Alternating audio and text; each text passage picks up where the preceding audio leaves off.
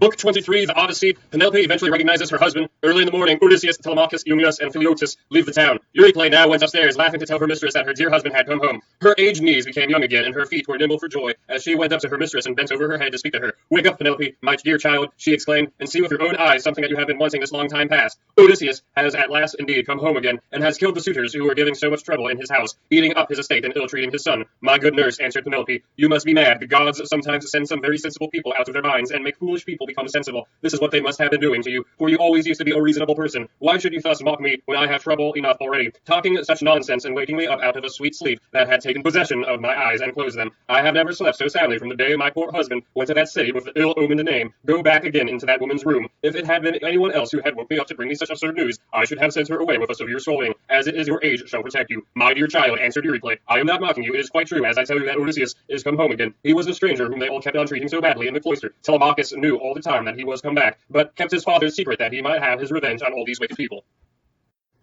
Then Penelope sprang up from her couch, threw her arms round Euryclea, and wept for joy. "But my dear nurse," said she, "explain this to me. If he has really come home, as you say, how did he manage to overcome the wicked suitors single-handed, seeing what a number of them there always were?" "I was not there," answered Euryclea, "and do not know. I only heard them groaning while they were being killed. We sat crouching and huddled up in a corner of the woman's room, with the doors closed, till your son came to fetch me because his father sent him. Then I found Odysseus standing over the corpses that were lying on the ground all round him, one on top of the other. You would have enjoyed it if you had seen him standing there all bespattered with blood and filth, looking just like a lion, but the corpses are now all piled up in the gatehouse, that it is the outer court, and Odysseus has lit a great fire to purify the house with sulphur. He hath sent me to call you, so come up with me, that you may both be happy together after all. For now at last the desire of your heart has been fulfilled. Your husband had come home to find both wife and son alive and well, and to take his revenge in his own house on the suitors who have behaved so badly to him." "My dear nurse," said Penelope, "do not exult too confidently over all this. You know how delighted everyone would be to see Odysseus come home, more particularly myself, and the son who has been born to both of us. But what you tell me cannot be really true. It is some god who is angry with the suitors for their great wickedness, and has made an end of them. For they respected no man in the whole world, neither rich nor poor, who came near them, and they have come to a bad end in consequence of their iniquity. Odysseus is dead, far away from the Achaean land. He will never return home again."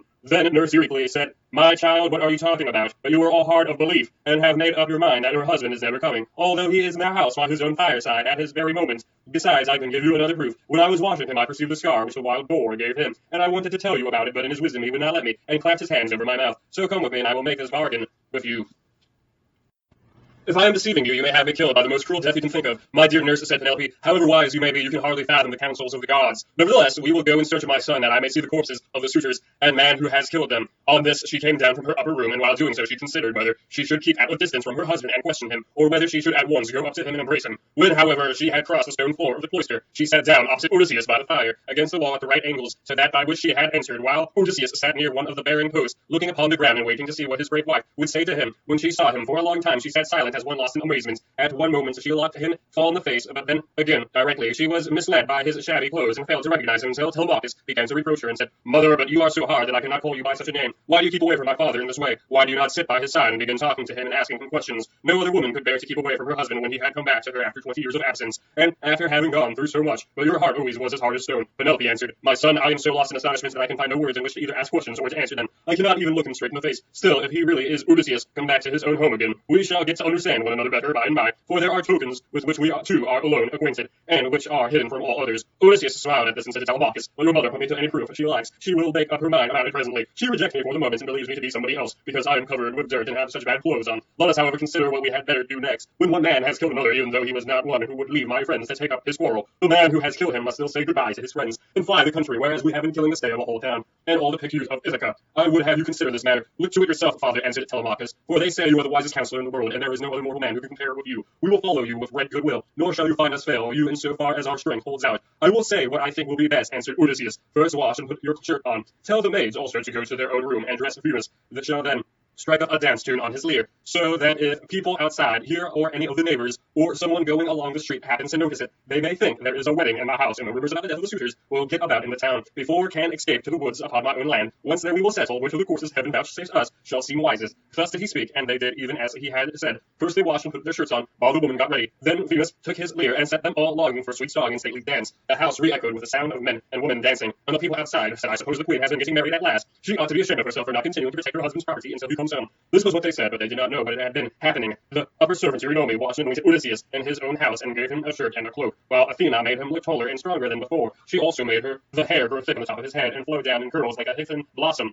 She glorified him about the head and shoulders, just as a skillful workman who has studied art of all kinds under Hephaestus or Athena, and his work is full of beauty, enriches a piece of silver plate by gliding it. He came from the bath, looking like one of the mortals, and sat down opposite his wife on the seat he had left. My dear, said he, Heaven has endowed you with a heart more unyielding than woman ever yet had. No other woman could bear to keep away from her husband when he had come back to her after 12 years of absence. And after having gone through so much with Commodus, get a bed ready for me. I will sleep alone, for this woman has a heart as hard as iron. My dear, answered Penelope, I have no wish to set myself up nor to depreciate you. But I am not struck by your appearance, for I very well remember what kind of a man you were when you set sail from Ithaca. Nevertheless, Euryclid, take his bed outside the bedchamber that he himself built. Bring the bed outside this room, and put bedding upon it with fleeces, good coverlets, and blankets. She said to this hymn that Odysseus was very angry, and said, Wife, I am much displeased at what you have just been saying. Who has been taking my bed from the place in which I left it? He must have found it hard task. No matter how skilled workman he was, unless some god came and helped him to shift it. There is no man living, however strong in his prime, who could move it from its place, for it is a marvelous curiosity which I had as my very own hands. There was a young olive growing within the precincts of the house in full vigor, about as thick as a bearing post. I built my room around this with strong walls of stone and a roof to cover them, and I made the doors strong and well fitting. Then I cut off the top boughs of the olive tree and left the stump standing. This I dressed roughly from the root upwards, and then worked with the carpenter's tools well skillfully, straightening my work by drawing a line on the wood and making it into a bed prop. I then bored a hole down in the middle and made it the center post of my bed, at which I worked till I had finished it in laying it with gold and silver. After this I stretched a hide of crimson leather from one side of it to the other. So you see, I know all about it, and I desire to learn whether it's still there, or whether anyone has been removing it by cutting down the olive tree at its roots.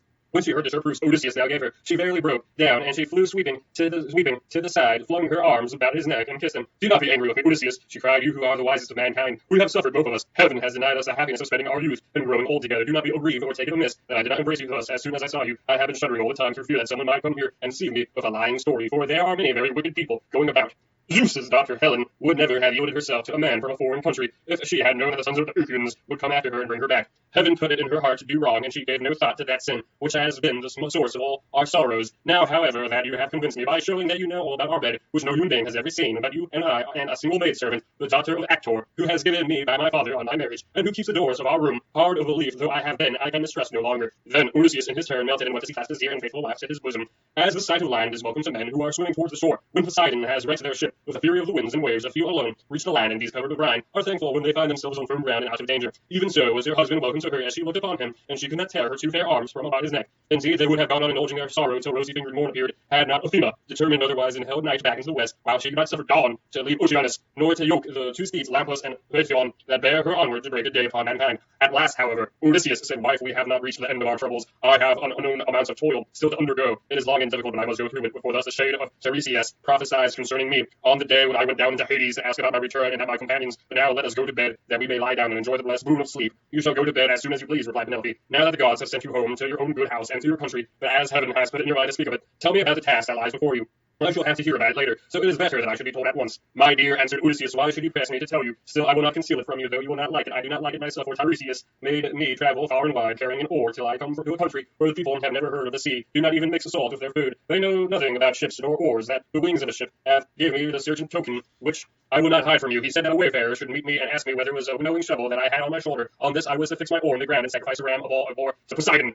After I left to go home and offer hecatombs to all the gods in heaven, one after the other. As for myself, he said that the death should come to me from the sea, and that my life should ebb away very gently when I was full of years and peace of mind, and my people should bless me. All this, he said, should surely come to pass.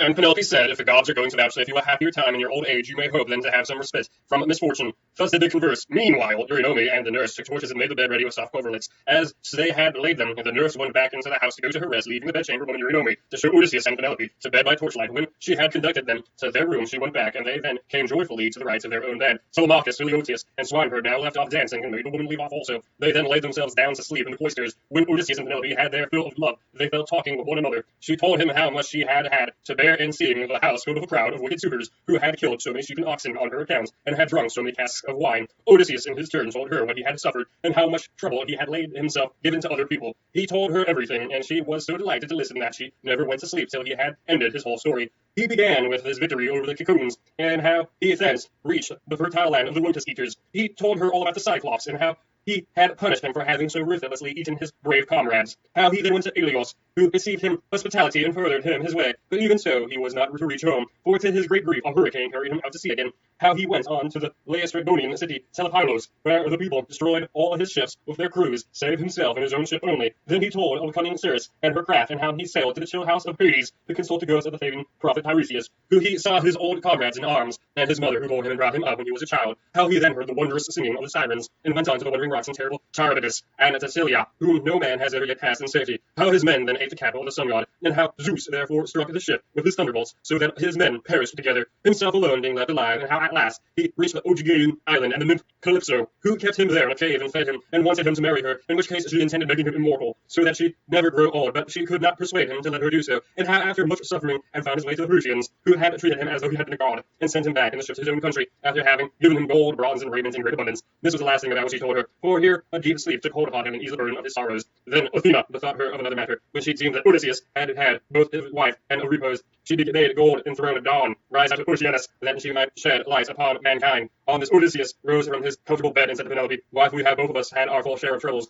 You here lamenting my absence, and I am being prevented from getting home, though I was longing all the time to do so. Now, however, that we have at last come together, take care of the property that it is in the house for the sheep and goats, which the wicked suitors have eaten. I will take myself by force from other people, and will compel Phrygians to make good the rest, till they shall have filled all my yards. I am now going to the wooded lands in the country to see my father, who has so long grieved on my account, and to yourself I will give these instructions. Don't you have little need of them. At sunrise it will at once get abroad that I have been killing the suitors. Go upstairs, therefore, and stay there with your woman. See nobody, and ask no questions. As he spoke, he girded on his armor. Then he roused Telemachus, Phileotis, and Eumaeus, and told them all to put on their armor also. This they did, and armed themselves. When they had done so, they opened the gates and sallied forth, Odysseus leading the way. It was now daylight, but Athena, nevertheless, concealed them in darkness and led them quickly out of town.